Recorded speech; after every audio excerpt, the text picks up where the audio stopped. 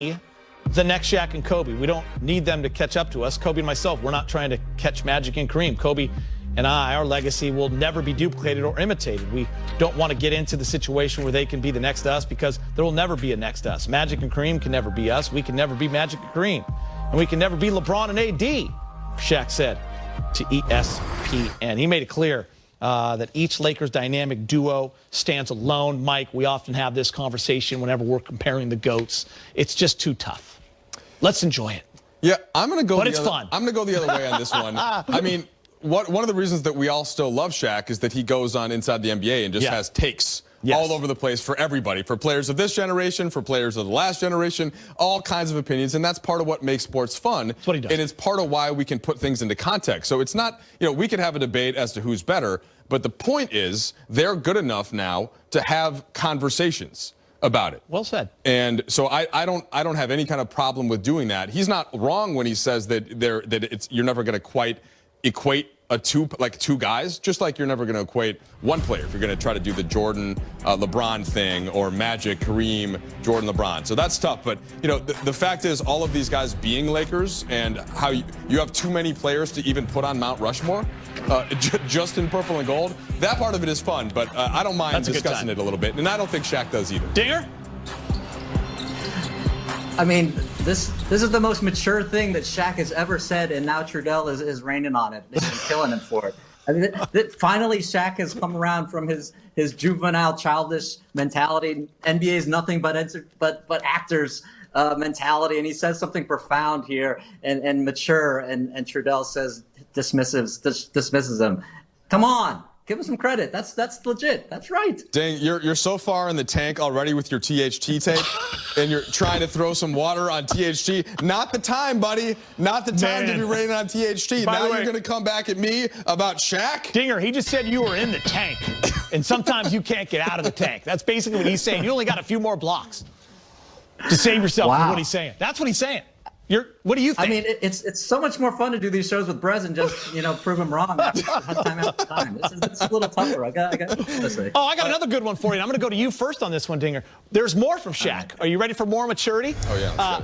Okay. I hate when you all put power forwards and big men in the same category. You should talk to Tim Duncan, because power forwards and big men are two different categories, period. This was when he was asked about AD being the Lakers' dominant big man. False. Where do you see AD in terms of a center? Because Shaq says he's not a center. He's power forward. Well, I mean, in Shaq's definition, it's totally different, right? A big guy with his back to the basket almost the whole time. That is, to Shaq, that is going to be a center. And a guy like AD, who can do so many things, it can shoot the ball from the perimeter, it is just a different type of player. So no matter how many shots he blocks, no matter how tall he is, to Shaq, the game has changed, and in this way, it's natural. This is what older players do. They look at the game and say, well, when I played, it was this way. So I agree with Shaq in that sense. In today's game, we know that AD protects the rim as well as any center there is. So in today's game, he is a great center. There's no question. Trudell. Hate to disagree with Shaq again, but Tim Duncan was absolutely a center. Did Tim Duncan ever dribble the ball up the court? Did he ever initiate from the wing? Did he ever shoot from beyond the kind of like the bank from about 15 to 17 feet? He was a back to the basket center, and for the most part, he guarded centers. Now, he did play some with of course, David Robinson early in his career. They had some other big men that they would put next to him, but this was before the NBA changed to where it is now, and everybody spaced out and rarely played more than one big. Now, AD is, of course, also different, because he half the time can play like a guard on the perimeter. Takes the ball up. He's crossing people over. He's pulling up. He's fading away. He's getting to the basket and lead. So he is a different type of player. And there are more guys now like AD in the league. But Duncan was a pure center, just like Shaq. We are evolving. Guys, we have some rankings that have dropped. I'm sure you follow this. So LeBron was tops in both. SI just came out, all right? ESPN already did it. From there, it's most of the same names, but ranked differently. AD was second on ESPN's list. 7th on Sports Illustrated's. Damian Lillard was ranked 7th by ESPN, but he didn't make SI's list, replaced by Joel Embiid. We realize these are artificial rankings, and they don't actually matter, but they sure are fun to talk about. AD second in one, 7th in another. I don't want anybody to lose their job, Mike, but that's just silly.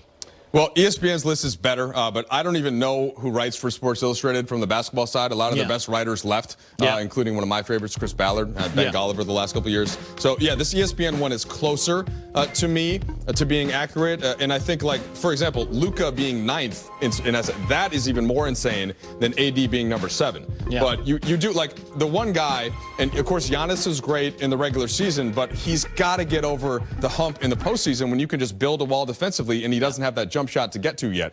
AD, I think, showed that he could surpass that while still making the defensive impact that Giannis did. But yeah, like AD and Luka to me are the two that have to go way up that Dinger, you're finally on the side of Mike Trudell? I am agreeing with Mike Trudell here. It's making sense to you now, isn't he? You know, I'll educate him. Jeremy Wu is the guy who did the rankings for Sports Illustrated. But they're wrong. Yeah, they're wrong for sure. AD proved in the bubble what a force he was on the defensive end and how he can change an entire playoff season, not just a series, by how great he was on defense. So to rank him that low is just wrong. And you look at the guys that were ranked ahead of him, they are guys who cannot defend nearly in that ballpark. You know, even Kevin Durant, I think, is in that category where he's not going to do the kind of things that AD is going to do right now. So absolutely, the ESPN numbers are better. These things are all, kind of ridiculous, but they can be fun to discuss at time. Dinger, just let Jeremy know. He can text me, and I'll get it right for him next time. I don't have a problem. Thanks, Keith. Rob, 3 preseason games in the books. Got to talk about the big story last night. LeBron James and AD both played for the first time, one half and one half only. What do you think of LeBron first? I thought they played well. I think they had to knock the rust off a little bit, but in the big scheme of things, when they got to going, you could see the potential. You see the way they was working well. I really like the little connection Gasol and Harold had with him. So it's going to be very interesting to see what the new additions can add to AD and LeBron. Did you kind of sense LeBron just kind of working his way into the flow? Didn't make a shot in the first quarter, almost like an around-the-world thing. He was just kind of shooting from outside for a little bit. Second quarter, though, he started to heat up a little bit. Oh, the second quarter, he got warmed up. And the thing about that is you haven't played an NBA game in, I think, in six days or whatever it is. So he was out there taking his time, getting used to the flow, getting the feel for the game. And that's what vets do. They use preseason to get that flow back, to get that feel back, to understand his teammates. Because he has some new additions, like I said, so he has to understand those guys, and those guys have to understand him. Anthony Davis, what would you think of his brief performance in that first half? Active. He looked like AD of old. He's blocking shots, getting points. And the thing about him, he's going to be there for you. He's that anchor. We don't have Dwight. We don't have JaVale anymore to block shots. So he's going to be our main shot blocker. So he's patrolling the paint and doing what he does best is BAD. New contract AD. New contract AD. 5 more years of AD. Yeah. You can get used to that, right? LeBron and AD, we know what they can bring. Kuz, something different. He's played pretty well in the preseason. Yeah, Kuz is showing us what he can do in the preseason. And it's weird because Kuz always has these good preseasons, and all of a sudden he kind of, falls off a little bit. But hopefully he's understanding now what the game needs for him and what the team needs for him. And usually when you win a championship, it gives you all type of confidence. So hopefully he has his confidence in himself and in his ability to go out there and be that third scorer that everybody's anticipating him to be, but don't put the pressure on yourself. Yeah, and 2 things that we've seen from him in the preseason, hitting threes right around 50%, and more of a playmaker, a lot of assists, particularly in those first 2 games. That's only going to help him get some time in the regular season. Oh, no doubt. And it's real because usually when you don't have your 2 top dogs in the game, you try to do something extraordinary. But he's just been playing his game. He's been substituting those guys like with THT has been LeBron. So he's been watching him facilitate and he hasn't tried to go over and above what he needs to do. So that's the good thing about it. So when those 2 guys play with him, he's still in the same mode of Kuz. He's not trying to take a backseat. He understands that, hey, this is what I need to do in the preseason and to carry over to the regular season. And Kuz is healthy for this preseason, unlike last year's preseason. We're definitely seeing the results of that. Yeah. THT, all right, didn't get the 33 points in the 3rd preseason game. Stepped back a little bit. I guess it was almost inevitable after you score 52 in those first 2 games. Still pretty active, though, wasn't he? Oh, very active. Still getting his bucket, still doing his thing.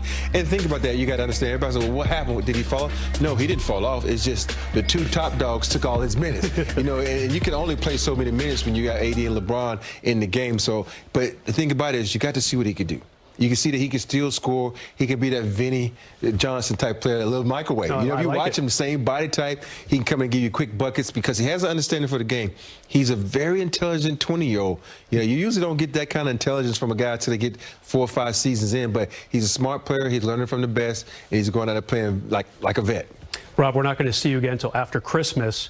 What do you want to see from this team the first few games of the regular season? I just want to see some grit and some grind. You added some guys that like Gasol and Trez, and those guys are gritty players. And sometimes that can carry over. I wanted them to come out hungry, because if you don't start this season out hungry, you only have 72 games. It ain't 82 games. This year you have to play for playoff home court advantage. So you got to come out, jump on these teams, and play them like it's the last game of the season, or you're trying to make the playoffs, and play with some energy and some effort. And that's all you want to see out of the Lakers: energy and effort. You mentioned the phrase "big dogs" a couple times. I'm with one right now. Back to you. Yeah, appreciate that, Brez, and big shot is a big dog. Tomorrow night, it's the last preseason game of the year right here, 7:30. Of course, the pregame coverage is going to be at 6:30. What will you be looking for in the final tune-up dinger for this team? I think it's only natural to keep looking at the newer faces to see what they have, see how they interact with the old faces. We saw in the previous game some of that. I mean, just noticing the little things like Schroeder, gets the ball in transition and he drops it back to LeBron to lead the break, and Schroeder shows his willingness to run the wing. Those little things that he's trying to make adjustments in playing with new teammates. He had some moments with AD that were developmental. Gasol had the same type of thing happening where, there's some miscommunication on some passes like from Gasol and AD. So those little things I think are interesting to watch and see how the team grows, not only just seeing how the new faces play. I'm going to keep it a bit more simple. I don't really need to see much else. Just regular minutes or getting close to that, especially from LeBron and AD. As AD said, the regular season opener is on Tuesday. So get these guys a sweat and just get their legs ready for that kind of thing. And then you'd like to see the guys that were a little bit nicked up, so Caruso, KCP, Schroeder, you'd like to see that they're okay, physically able to come back. But, yeah, just get a little run in. I've seen what I need to see, Geeter. All right, let's talk about the hero, THT, Taylor Horton-Tucker. He's been one of the standouts in the preseason so far. Check out the numbers. Leading scoring both games against the Clippers with 19 to 33. Last night he decided to let LeBron and AD score a few, so he only ended up with 18. And listen, we've had a lot of talks about him on the shows and the postgame, pregame. What do you guys expect out of him in the regular season? We've shown you how deep this team is, 11, 12 deep. Where does he fit, Mike? So heading in, this was the 11th guy, I think, in the rotation before we had seen a preseason game. And a guy, though, that we thought had a chance to play based on the fact that he comes into the Houston series, as I alluded to earlier, and he plays really well. He's not scared of anything, fully confident. His body looks better. His shot's looking better. Now, I think he is a definite rotation player. And in fact, maybe you actually want to give him the ball a little bit more because he's best when he has the ball, and that can push Caruso into that kind of complementary guard next to him with the second unit. Maybe it's to start the second in the fourth quarters. So that's one thing. And if I had told you that again before the season, it's like, well, okay, well, wait a second. Well, they've got Wes Matthews, right, coming off the bench on that spot. Kuz, Markieff Morris, on and on down the list. But he's played so well. I mean, you watched it. Yeah, I know. That's real. He's going to get a chance. I mean, some of this was against Kawhi and Paul George. Yeah. And then he's scoring on DeAndre Ayton. He's scoring on Zubac. So, I mean, you got to put him on the court. What do you think, Dinger? I don't want to rain on your parade too much. Usually when Brez is on the show, I just like to shut him up and totally, teach him a lesson. But I would not do that to Drew. Yeah, that's pretty easy. Yeah. But let's be realistic a little bit. I mean, in the G League in 38 games, he averaged 30 minutes and had 3+ turnovers a game. He shot 42.5% from the field, and he shot 31% from three. So tempering expectations a little bit. All that excitement is legit. I mean, he's looked the part, and Trudell's absolutely right. The fact that he was a player that they felt confident enough to play in a playoff game shows you all that you need to know about his legitimacy. I'm just saying, as far as productivity, once he gets into these regular games and teams start to scout him and take away those things he likes to do in the paint, as beautiful as they are, he's going to get challenged, and he's going to have to figure out other options besides being able to space the floor better than he ever has before. So those are the challenges that'll face him.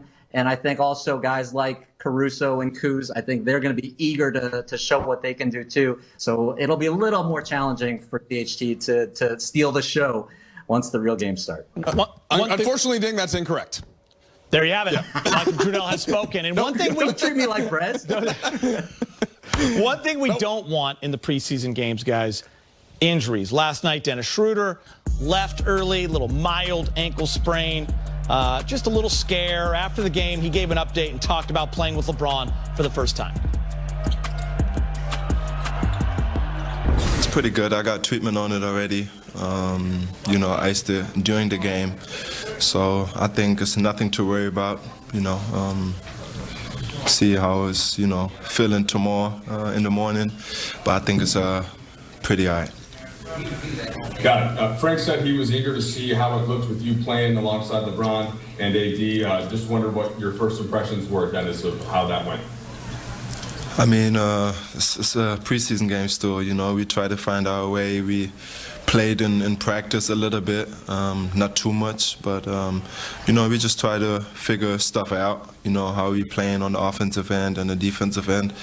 But like I said, it's try to get a feel for each other, on the offensive end, what they like to do when I'm, going to the basket.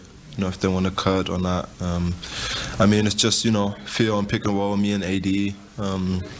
But like I said, we're going to get better at it. How do you think he fits in? You excited? Well, back to THT for a second. Okay. All I want to say is they can try to adjust to him defensively. He's a little bit too big. He's a little bit too long, a little bit too strong. His hands are too big. Yeah. He can finish at the rim. THG is going to be good. Okay. Now Dennis Schroeder. Yeah. Dennis Schroeder. Yeah, so the thing that I was excited about in watching Schroeder was what he did on the defensive side of the court. And I think that he can at least come close to replicating how Avery Bradley wanted to play and how Caruso plays, how KCP plays. And that is to be super aggressive on the perimeter. I know that we're watching offensive clips here. I'm not worried about him on that end, right? He's super talented. He's going to figure that stuff out. But defensively, if he can continue to be that kind of pressure guard who really can pressure across the court, who can switch down if he needs to, that to me gives them that nice defensive continuity, which is what made them who they were last season. So that part of it to me is more important than how he kind of shares the load with Gasol, with LeBron. They're going to be able to score easily. It's just about maintaining that consistency on defense, and I think he's for it. He's about that. He's about that life. Rondo Roldinger, can he do it? There are definite similarities. I mean, the good Rondo, the Rondo that can hit perimeter shots. Playoff Rondo. That's the Playoff expectation, Rondo. Yeah. Right? Yeah. But we're talking about a guy who's 27 years old, in his prime. And I mentioned Caruso and Kuzma, and we talk about THT as younger guys that a winning team or a championship team wants younger players to step forward. This is why he's here. This is why he's in Danny Green's spot, is to carry the load whenever he can carry the load. And he's making $15 million, so he's expected to carry that load and earn another contract. So I think we'll learn a lot about him as a player by how assertive he is. I think we'll learn a lot about all those guys. I think Kuz is going to surprise some people by how assertive he tries to be in the context of the game.